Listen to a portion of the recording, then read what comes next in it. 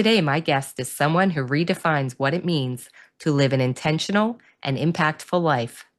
Rabbi Dr. Joe David is not only one of New York's first female rabbis, but also a speaker, educator, vegan recipe creator, and to top it off, she's also a successful Regency romance novelist. In this episode, Rabbi Joe shares how she transitioned from a career in advertising to spiritual leadership, and why inclusivity has always been at the heart of her work, whether she's officiating weddings, leading interfaith study groups, or writing books with plant-based recipes tucked inside. We talk about the challenges of navigating beloved family traditions, how she found a way to reclaim those memories through creative vegan cooking, and what inspired her to write stories where everyone deserves a happy ending.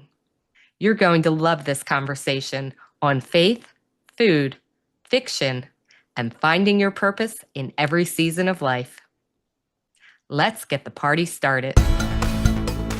Welcome to the Wild Party Podcast, where we celebrate the visionaries behind vegan, ethical, and sustainable business.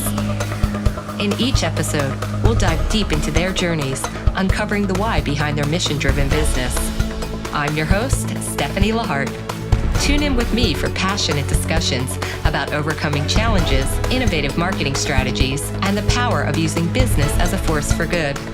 So whether you're an entrepreneur seeking guidance or a conscious consumer wanting to support impactful brands, join us as we explore the stories behind the businesses that are changing the world for the better. Let's get the party started.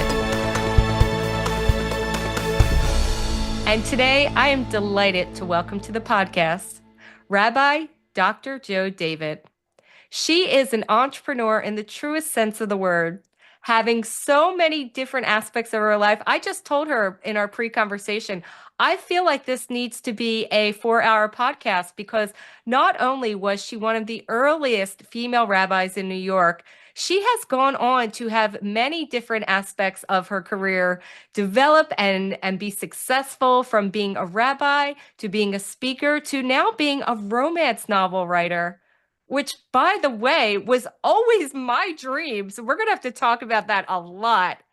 And along the way, she has now dedicated her life to being a vegan as well, and really being outspoken about a vegan lifestyle, and so far as actually creating vegan recipes for the Jewish community. In fact, I've heard your brisket is just something I have to try. So I do want the recipe. I want all of your secrets. You're actually kind of my secret hero at this point. Welcome to the show. Thank you so much, Stephanie. It's really delighted to be here with you and to talk about all these different things. Oh my goodness. I feel like you were one of those people that when I first became aware of you and they said, oh, well, she is a rabbi who has turned vegan and she's done this recipe. I thought, oh, maybe it'll be kind of a cooking show. And then I started doing my research and I'm like, oh my goodness. Not only is she a rabbi who is like changing the face of how people interact. I mean, you do these inclusive wedding ceremonies. You're really outspoken about making sure everybody is in the conversation. Obviously, as a female leader in any aspect, I'm on board with that. But then I find out you're a romance novel writer in the Regency era, which, oh my goodness. But we have to start at the beginning.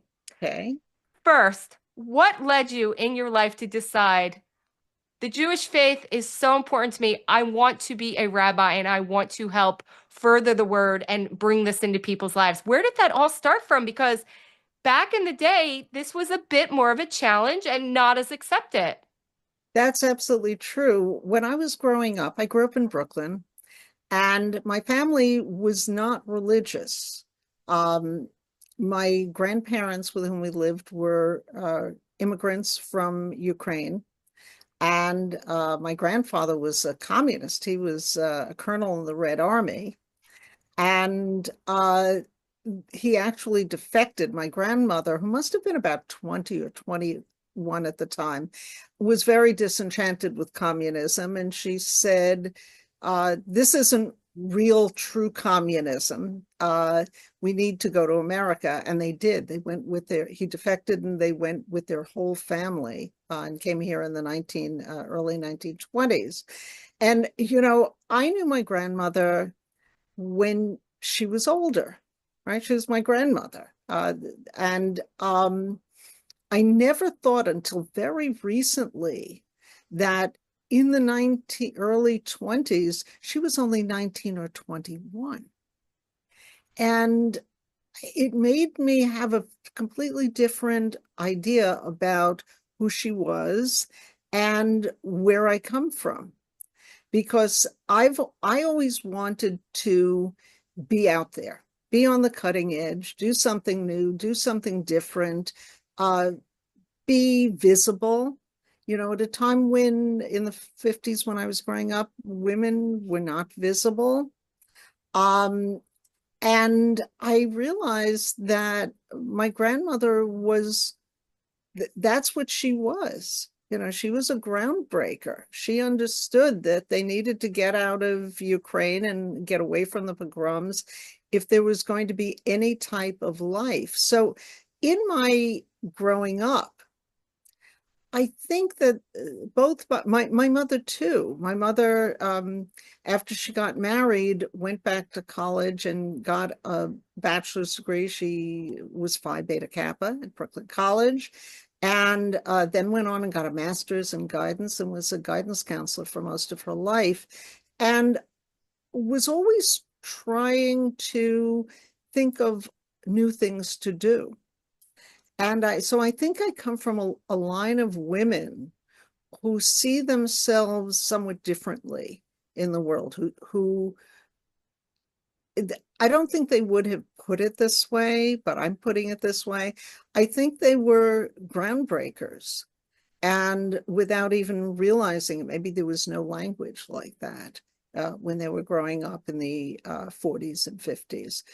But in my house, I'm coming to understand now that there was a subversive element. Even though my parents were very aspirational, my father was from a family of German Jews who had been here for quite some time, for several generations, and they were moving up in society. It was very important to them. But there was this other undercurrent of what makes a good life, and it wasn't typical things. And so I think I got this message non-verbally that it was okay, even though my mother wanted me to be a school teacher and marry and have a family and be very kind of middle-class suburban. Underneath that, I think there was a feeling of you need to get out there. You need to change things. The world needs to be better. That I think that was very much alive, unspoken in our family. When I was growing up, there were no female rabbis. Women didn't become ordained until 1972 in the most liberal, in the Reform movement, the most liberal form of Judaism. And I always felt very spiritual, but I never thought of being a rabbi. And even when I began to think about it, it was so hard for me to accept that I could be a rabbi. And I would say to my husband, you know, Neil, you should be a rabbi. And when my son became a bar mitzvah, he was so wonderful on the bima. I said to Neil, Justin should be a rabbi. And actually, Justin became a rabbi. I didn't tell him that that was my aspiration for him, because if you to become a rabbi, it needs to be self-motivated. Otherwise, it doesn't work.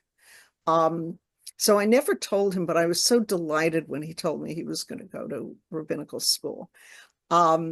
And by that time, of course, I was a rabbi myself, but I was going on and on about everybody else. All the men in my family should be rabbis. And one day Neil said to me, maybe you're the one who wants to be the rabbi.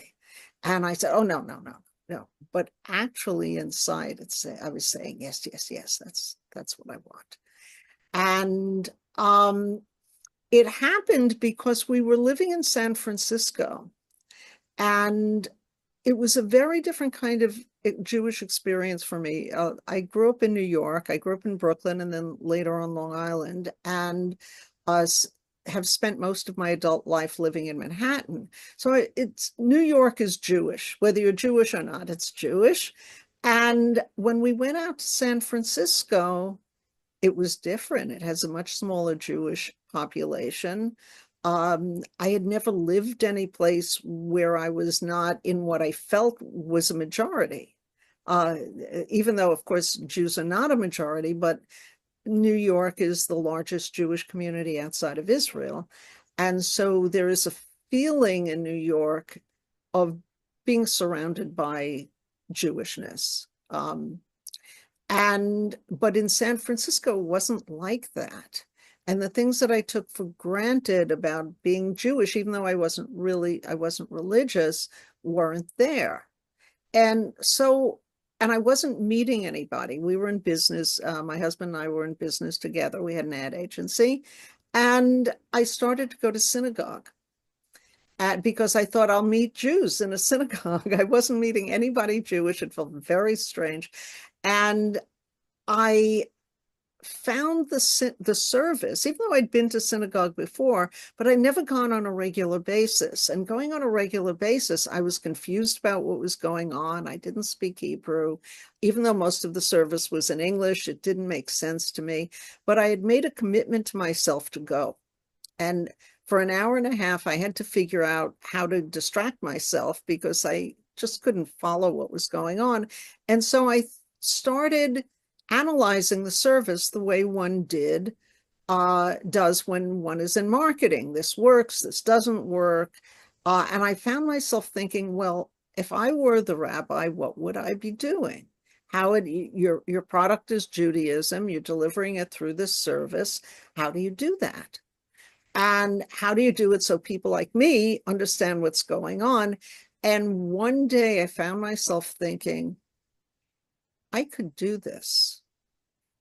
And over time, it became clear to me that not only could I do it, but that I would like to do it, and that it would be a way of helping people in a variety of ways, that I was not really, I wasn't fulfilling my aim of helping people, which I always wanted to do, by selling products, salad dressing and coffee and things like that. I was in the food service industry, and that's what we did. And I loved it. It was great. It was so creative, and you met all kinds of interesting people, and I did a lot of traveling, and it was fabulous. But I had one of the reasons I went to synagogue also was because I was looking for something else. Being in advertising wasn't, I felt, a good enough use of my life. You know, one's life is a very precious gift. You don't know how much time you have. And I wanted to make my life mean more. And that's how I got started. You hit it right there on the head. I feel we're very trained as a society now where we're so focused on success equals money, career, and you get really thrown into that pathway very quickly early on in your life. And we don't spend a lot of time thinking, well, what is my purpose or what brings me joy or what was I truly meant to do? And I kind of followed the same route as you, whereas I had this career in marketing and was successful and enjoyed it. And then I realized, well, I'm not really enjoying my life, though. I don't feel like I'm adding to the world. So along my way, I was able at one point to actually start a breast cancer foundation and help women through that, which I loved. And then as I still was developing my ad business, I was like, well, I want to make sure that people that are developing products and services are able to, get the promotion and the awareness that they need to be successful so that people know that this is available, which is how this podcast came about. So I understand your journey. And also what you said really rang true with me, where you were like, I'm analyzing this sermon through a marketer and advertiser's eyes, because I do that with everything. And I wondered, is that me or is it because I'm an advertiser? But you just answered it. It's because our brains are trained now to really, I think analyze the message in every aspect. So I get that with you. Yeah. Like I said, we have so many things in common. This conversation is just really lighting me up right now. So, going along the lines, and now you're a rabbi and you have a personal practice. I noticed that you did do a lot of really unique things like officiating weddings for very diverse couples, including interfaith and LGBTQ unions. So, really, what drove you to really want to make sure that these ceremonies were very inclusive and that you were reaching out to these groups? Because, the day that we're in now in 2025, a lot of these things that we were taking for granted for the last few years, people are realizing that our rights and our privileges are very, very, teetering on maybe disappearing. So you're still very outspoken. And what brought you to that moment in your life to know that you wanted to do that? Um, I find that people who are pushed to make change do it for personal reasons. In my case, my brother married someone who was not Jewish and they became evangelical Christians. And it was at a time when I was becoming more religious. I wasn't a rabbi yet. I was kind of I was on the path, but I had not entered rabbinical school yet. And they they wanted to be married by a rabbi and a priest. And this was in the 70s, mid 70s. In the mid 70s, it was almost impossible to find a rabbi who would even talk to a mixed couple, a mixed religious couple. What ended up happening is that they got married in my sister-in-law's home with a deacon from her church. And my brother felt very rejected by the Jewish community. So at that point, they were not evangelical Christians, but a few years into their marriage, there was some circumstances that led my brother to look for a spiritual solution to a problem he was having. And he fell in with a group called Jews for Jesus. Mm-hmm. And Jews for Jesus presents the idea that Jews can also be Christians, which is not possible. But they make a very convincing argument. And people who don't know too much about Judaism, and especially for mixed marriages or in mixed dating relationships, it's very seductive. And he went into that, and because he felt rejected by Judaism, this was very tempting to him, and he liked it. His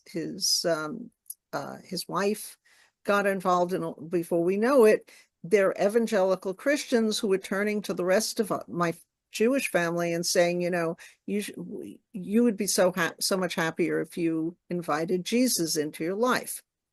It was an extremely difficult time, and we weathered it. But I remember saying to my mother at the very beginning of this, if he converts and he's now a Christian, we have to sit shiva for him, because the traditional view of, it's funny how people who are not that religious suddenly go to the religious extreme, right? Because also from a lack of understanding and knowledge, and my mother said, I'm not doing that. I want my grandchildren. And that struck me as being right. That you shouldn't. From her, I learned that just because people make choices that are different from the choices that their family makes, they shouldn't be rejected. It's because you lose not only those people, but the people who come after them. There's a saying in Judaism that if you save one life, you save the world. And what that means is that you save all the generations who would come from that life. And that started me thinking differently about interfaith unions, about what LGBTQ issues, and And when I went into rabbinical school, I thought, if I'm going to be a rabbi, I could make this better. I could perhaps be able to um, save couples who are going on this path. I mean, um, once a couple just gets together, you don't have the right to break them up. And if they decide it's not working, it's one thing. But if they come to you for guidance, for help, you have to help them. You have to educate them. You have to let them know that you understand what they're going through. And hopefully you can find a way from this is from a Jewish perspective. Um, if they're a couple, if they're getting married, uh, if maybe find a way so that the children will be Jewish and will find a place in the Jewish community. At the very least, maybe have some kind of Jewish education. And as I was going through rabbinical school, I became acutely aware of numbers because, for Christians, it's not a big deal when Christians intermarry with some other group because there's something like a billion Christians or 1.5 billion Christians and a similar number of Muslims in the world. And if they lose one or two to some other religion, it's not a big deal. It doesn't threaten the survival of Christianity.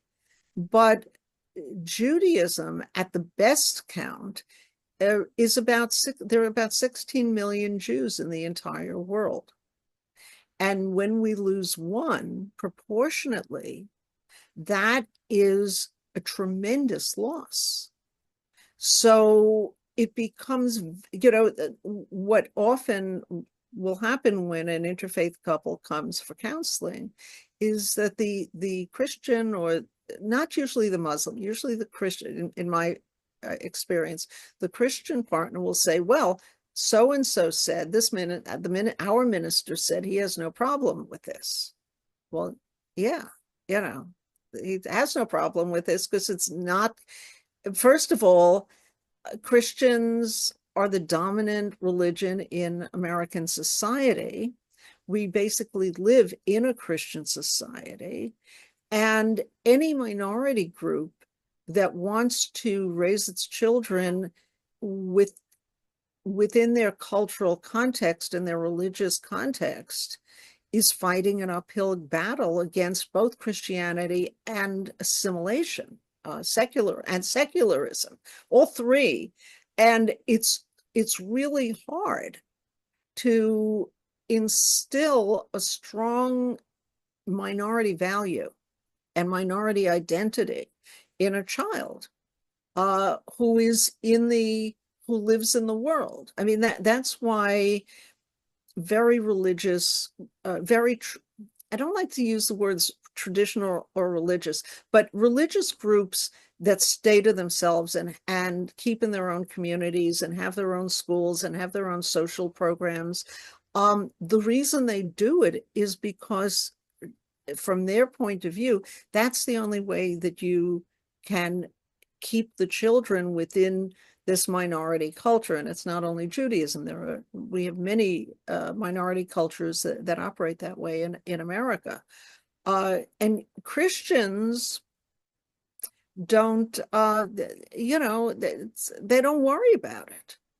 Right. So yeah, I can hear that. And from what I'm hearing from you, it's like really your level of compassion and need for acceptance and understanding has been a driving force for you, which I'm fully the same way. I look at certain situations in the world and I'm like, I don't understand why you would try to stop somebody from living their truth, like let them be who they are. Because I truly believe what you just said to me resonated so deeply about saving one life saves the world.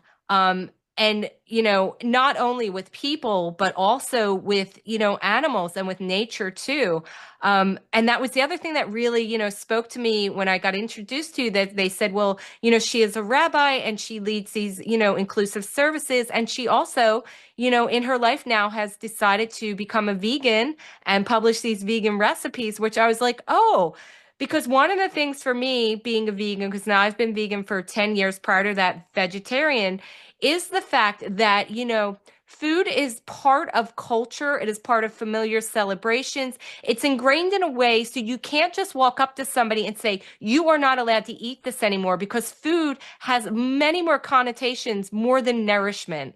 And you understand this, I think at a deeper level, coming from Judaism, there are things that we do and the way we do them that is part of our belief and our family and our culture, and food is an element of that. So how do we then start to say, well, veganism is important in this way, and without taking that very important, part away. So tell me how you're approaching that now beyond the recipes. First of all, what led you to, veganism, and how are you now moving forward and maybe sharing the message? What does that look like for you? Right. So, I had a kind of a funny experience with vegetarianism. I had a friend who was the head of the Jewish Vegetarian Society. And this many years ago, I was a new rabbi and we were talking, and he said to me, "Are you a vegetarian?" And I said, "No." And he said, "I'll pray for your soul." And I was very affronted by that. I was very put off by that because the judgment implied in that it did not sit well with me.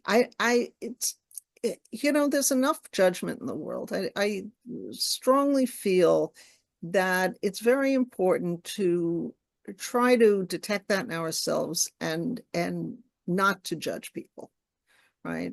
We should love them, and if we think they're doing something to hurt themselves, we should try to help them not hurt themselves. But judgment is another thing, and there are so many judgments about food and what you eat. When I started becoming religious and was having these thoughts about becoming a rabbi, at the time I ate everything. Neil ate everything. And I said to Neil, I think I would like to try becoming kosher and cutting out some of the things in our diet that are not kosher. And he agreed to, since I'm the cook, he agreed to go along with that. And we started by not eating what we called visible pork. In other words, we ate a lot we were living at the time, this was in San Francisco, we were living in a predominantly Chinese middle-class neighborhood. It was great, great Chinese food. We ate Chinese food every night. And we ate a lot of pork. So we stopped ordering the pork dishes, and we didn't eat ham, and we didn't eat pork chops and things like that. But we would eat pork dumplings because it was not visible pork. That was how we started our transition. Because I realized that, at least for us, the only way we were going to get to a point where we could be fully kosher would be to do it one food at a time.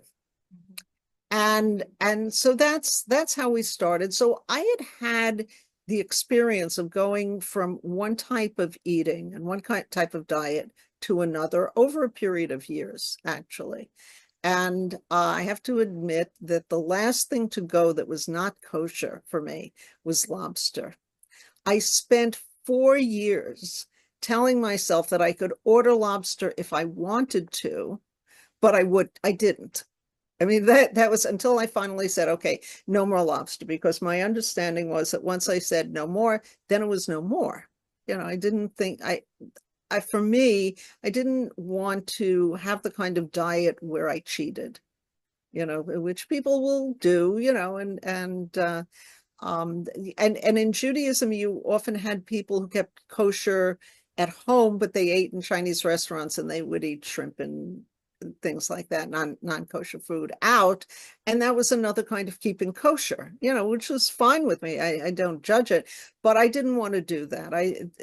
For me, being kosher was about my relationship with God, because every time you sit down and to eat something, you have there's a communication, whether you're God-centered or not.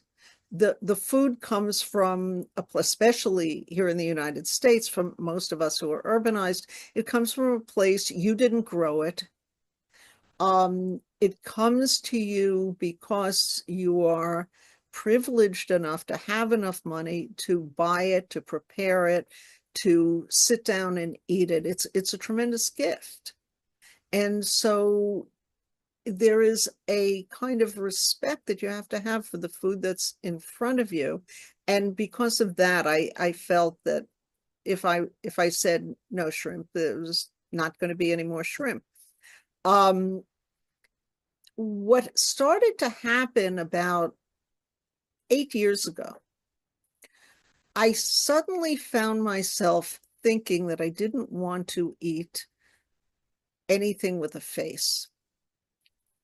And I had been a vegetarian for 3 years earlier on, and it didn't really work for me. I had thought I had been on a spiritual retreat, and I decided that I was going to be a vegetarian, and it totally confused my mother, who was a fabulous cook, and food was very important, and Jewish food was very important. And when I came home and said, I'm not eating this, I'm not eating the lamb, I'm not eating, it was bad enough when we became kosher, but now I'm not eating meat. And that was a real problem for her.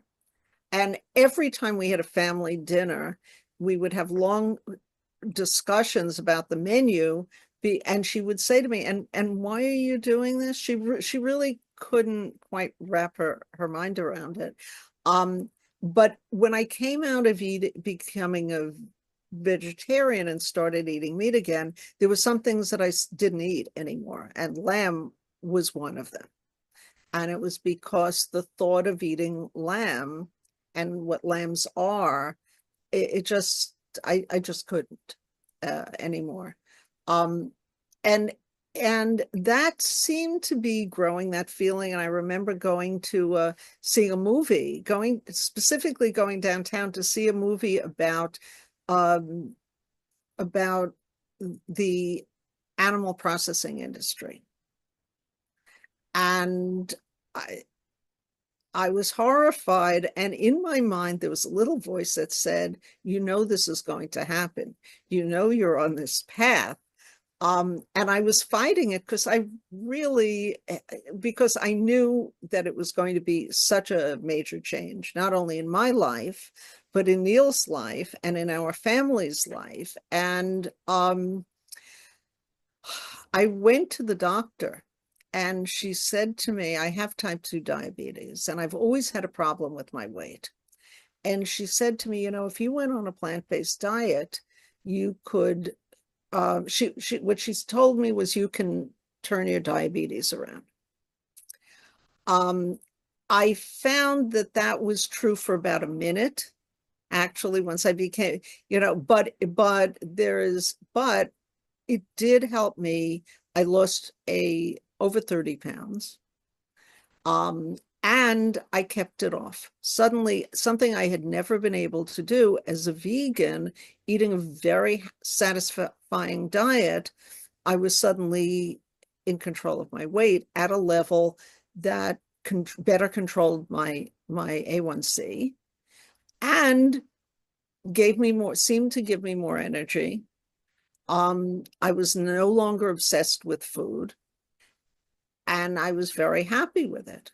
And I didn't care that people around me were eating other things. That's never mattered to me. Even when we were kosher and we'd go out and people would eat things that were not kosher, I don't care. I care about me and my relationship with food. The hardest thing was that suddenly all of the dishes, the family dishes for holidays, that were passed down from my grandmother to my mother to me, I could no longer eat. That was extremely difficult. Yeah, so then you become isolated because you're missing out on these family traditions and you feel like you're not part of the group. And that's very hard, which again brings me back to when, you're simply just saying to someone, change your diet. It's a bigger conversation. So how did you navigate that then to, say, well, I'm going to keep doing this and I'm going to start developing these recipes and share them with people.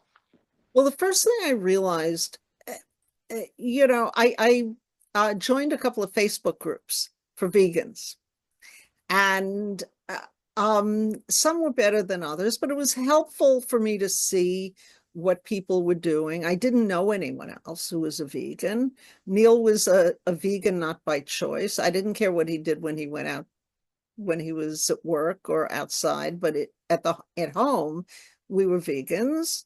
And but we didn't do it all at once. I did it similarly to what we did when we became kosher. I did it a meal at a time.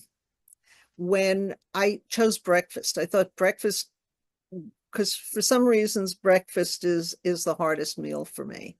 Mm-hmm. So I thought, when I can figure out and work out and have breakfast under control, then I'll go on to lunch. And that's what I did. It took me about 8 months to get to where I was eating 3 vegan meals a day. And what I did is I tried to cut down on the other things that were not vegan in the other meals, but I didn't worry about it. I just focused on the one thing. And then I tried to make my first Passover. I attempted a recipe for vegan matzo balls, and it was a mess. It was a mess for 3 years, um, until I gave in. And this is how I feel about anything that is radically different from the society. You have to be able to live. Mm-hmm. You have to be able to find some place of comfort that allows you to fulfill your needs, and as in terms of what you want to accomplish, and at the same time to deal with other feelings, that especially feelings about food, that are important to you. One year at Passover, the thing about matzo balls, for those people who are listening who don't know, is that there's basically nothing unvegan about a matzo ball. It's matzo flour, and you can put a little oil in it. Now, it's not, I became initially a whole food SOS vegan. So no salt, no sugar, no oil, very hardcore. It was extremely helpful to do that. It was a Kickstart program through the JCC in Manhattan, a wonderful program. But I couldn't sustain that. I needed a little oil. I needed a little sugar. And I decided that that was okay, because I continued to lose weight. My A1C continued to go down. I felt good. So the thing about matzo balls that's not vegan is it has eggs in it. Mm. Now, it doesn't have a lot of eggs.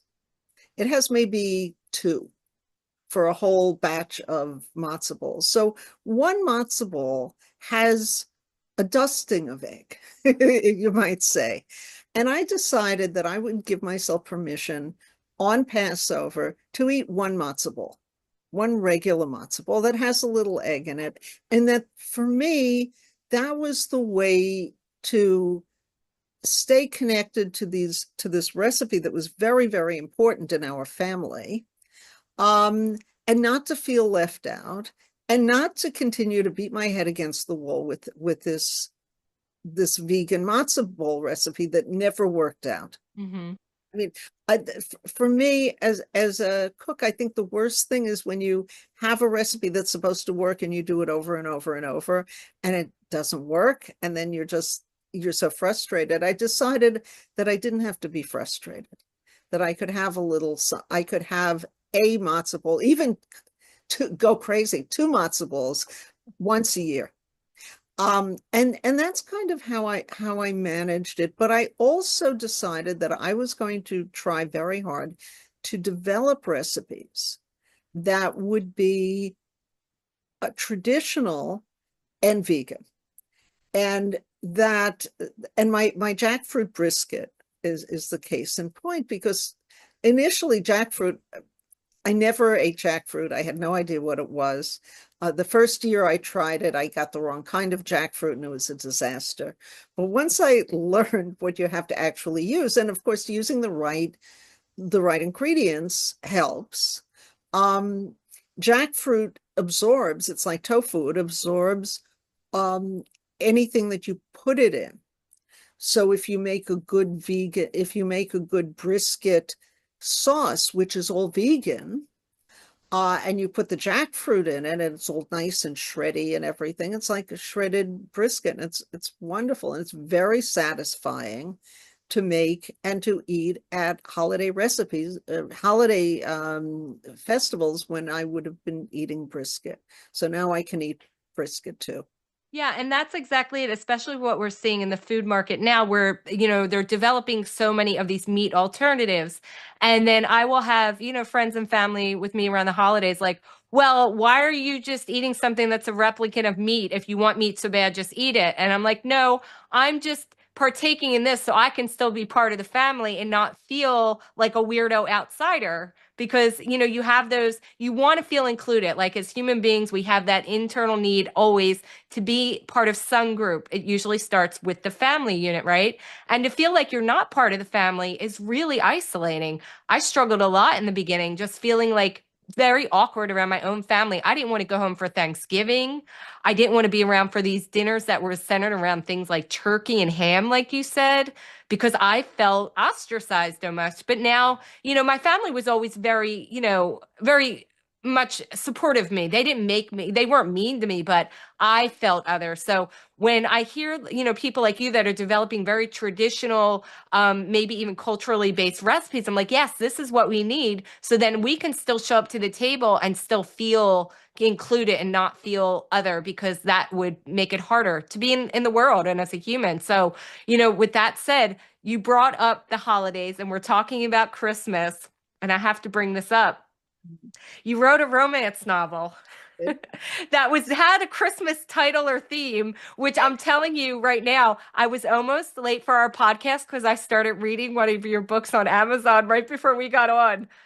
Listen, this is my world, the Regency romance. Like I said, when I was growing up, my dream was to be a romance novel writer, and not just a romance novel writer, but historical romances. I love that it's such a big market, and I can still live my dream like you. I've been reinventing myself my whole life. So tell me where this journey led you to starting to write romance novels, from being a rabbi to being, an outspoken in the vegan community, to now I'm going to write historical Regency romance novels. Good. You should. You should. You should do it if you want to, if you have stories to tell. I fell in love with romance novels um, early in my rabbinic career. I started reading them. I was a congregational rabbi. My father had just died. When my father died while I was in Kazakhstan. We're doing some work with a community there, and I came back and did the funeral, and I was just, you can imagine, a mess. And then I started my first full-time rabbinic job.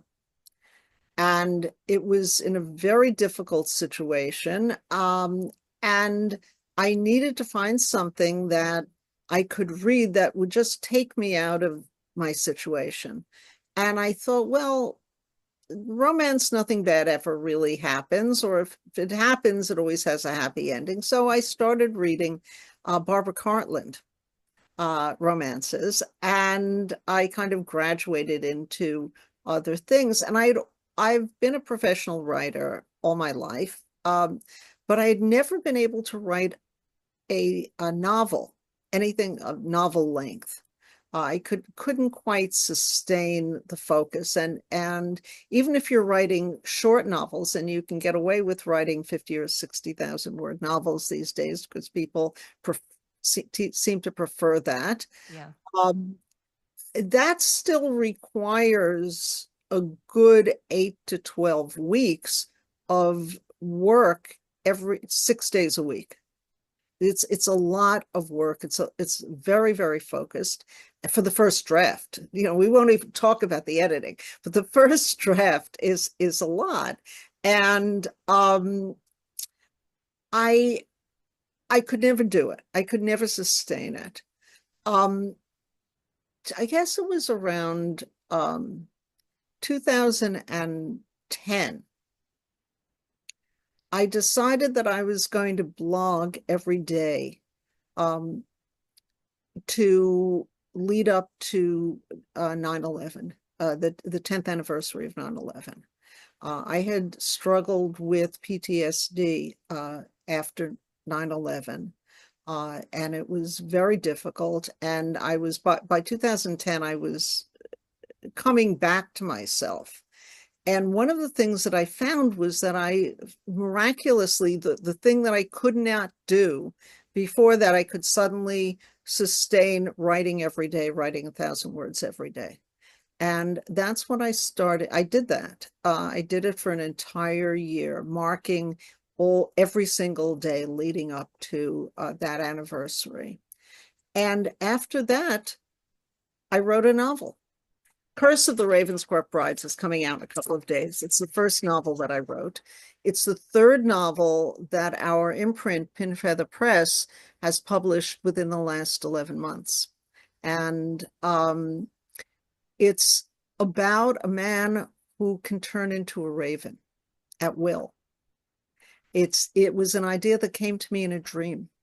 I was thinking about writing a Regency romance, and um, I didn't know what I was going to write about. And I had this dream, and I woke up in the morning and I wrote it all down. And I thought, well, how would a man who can turn into a raven, what would his problems be in terms of his love life?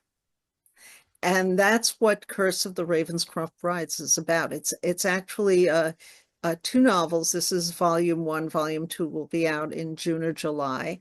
Revenge of the Evil Earl. And it's it's a story, it's a romantasy. When I wrote this, the people around me who knew I was, and it was a very small group because I didn't tell anybody. It was a big secret because a rabbi is writing a romance. People suddenly think like you're Dr. Ruth writing a romance, if you will, which is not so far from the truth. Um, but people have funny ideas about what rabbis are and who they are and what they should do and not do.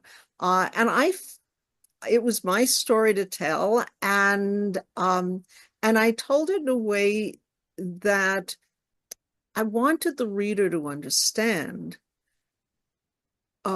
something about difference that usually you don't find in romances. Romances deal with a lot of different things, but in this book, there are a lot of people who have all different types of differences.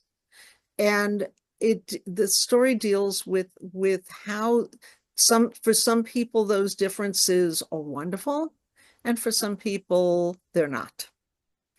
And everybody deals with being different. Every human being has something that, even if they objectively don't seem different, everybody has that feeling that there is something about them that makes them different. And if only they could be like everybody else, they would be so much happier, right? And I wanted to deal with that, and that's what this book deals with, besides being somewhat spicy and having a happy ending, of course. I went to a writers conference many years ago. It was a workshop or something specifically about romance novel writers, and I remember something that they told me. They said, "You get your heroine up a tree, out on a branch, and throw rocks at her." And that is the premise of a romance novel. I'm like, that is perfect. But I love that you are now tying into the fact that, you know what, you can really explore all these other ideas and topics within that story, kind of cloaked in there. Like you said, you know, the otherness of it, figuring out like how to live differently in the world and tie the romance novel aspect into it. Because the one thing that ties us all together is we all need love and we're all looking for it. And I think, like you, the thing that I really like about the romance novel genre is, you know, the happy ending. You know, no matter what happened in the book, something at the end, you know, is rectified to where it's like, oh, that worked out. And that's not something we see in real life all the time. So that is nice. Yeah. You mentioned I wrote a Christmas book. Hmm. Christmas book is also a romantasy. It's based on the Norwegian legend that on midnight on Christmas Eve, animals can talk in the human tongue. Right. And that one's called Anarchy at Almax. And I No, just want to that's say, no. That's Midnight Miracle. oh, Midnight Miracle. Okay. Anarchy at Almax is about three redheaded young women who come to London for the season and take London by storm. Oh, okay. Because I read the quote about that one that said it's Gossip Girl meets Bridgerton meets Jane Austen, Yes, which I love that's that quote. That's Anarchy. Thank you. Yeah, that Leah Grisham, she was very kind. Oh, that was funny. Okay, so go back to the Christmas novel then. Sorry I interrupted. Go. So the Christmas novel is about a young girl who's an orphan, with basically no one to protect her, with three evil guardians who want to marry her off to somebody. I don't know, for some reason, all the earls in my books are evil.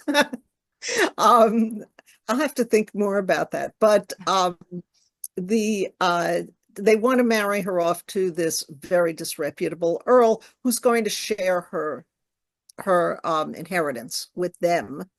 And he plans to just take her off to his lair in Ireland, impregnate her, and leave her there. That's basically. And she wants to find her true love. She's been looking for the name of her true love, and she goes through all these different rituals, which are all based on actual rituals, by the way, um, and to try to find the name of her true love. And she is told by a fortune teller that if she does certain things on New Year's Eve, and she goes into the barn to see her friends, there are two horses, a pony, and a lovely little donkey, that perhaps they can help her. And of course she finds her. There is a stable master. It's got to be if you have horses, you have to have a stable master. And she does find true love, and of course there's a happy ending. But when I wrote it, my editor, my creative partner, Jim Gaynor, said to me, you know, you're a rabbi and you're writing a Christmas story, and what are people going to think? And so he suggested that we surround the story with a storytelling technique where there's another narrator.